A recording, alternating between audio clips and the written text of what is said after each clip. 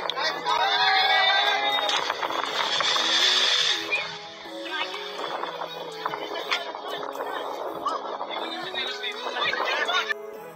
life every day, late at night, not okay. All I want, and I pray, all I need is some better.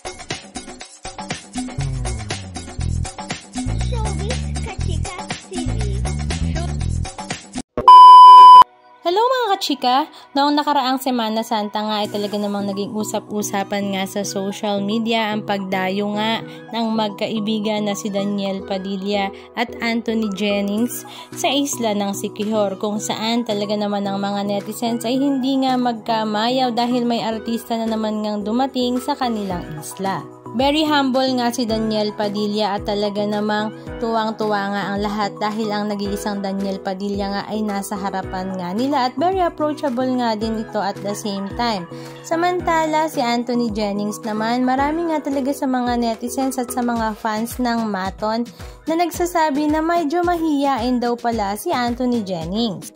May pagka-shy type daw pala si Jennings, kabaliktaran nga ng kanyang makukulit na role bilang Snoop at Tomas sa teleseryeng Can't Buy Me Love at Incognito. Ganun pa man ay tumang-tuwa pa rin nga ang mga fans dahil nasilayan nga nila si Tomas.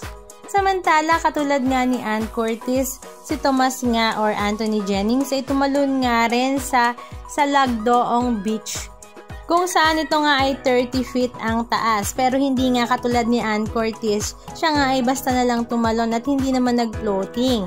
Nag-swimming na nga lang siya na talagang hindi rin natakot sa heights. Sagot naman ng ilan sa mga netizens, bakit naman daw kailangan pa ni Jennings tumalon ng may kasamang posing at floating, hindi naman daw siya kasing sexy ni Ann Curtis na talaga namang tinawanan rin nga ng lahat. Halika at panoorin natin ang ilan sa mga video clips ganap na nagkalat nga sa social media.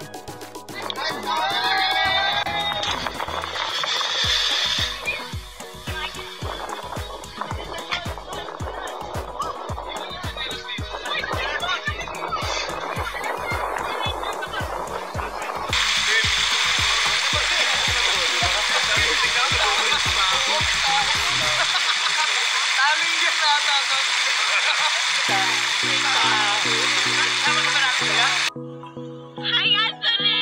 Hi! Ito na! Marisa, si Marisa! Marisa, si Marisa!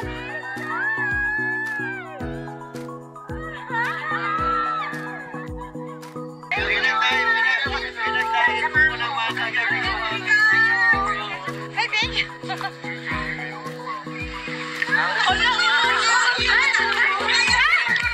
Okay na to! Okay na to! Gwapo mo! Oh my God, ang gwapo! Ang gwapo! Paawak naman! Anthony, pwede mag-picture? Ay, ang gwapo niya! Anong masasabi nyo mga kachika? Just comment down below. And please don't forget to subscribe. Thank you!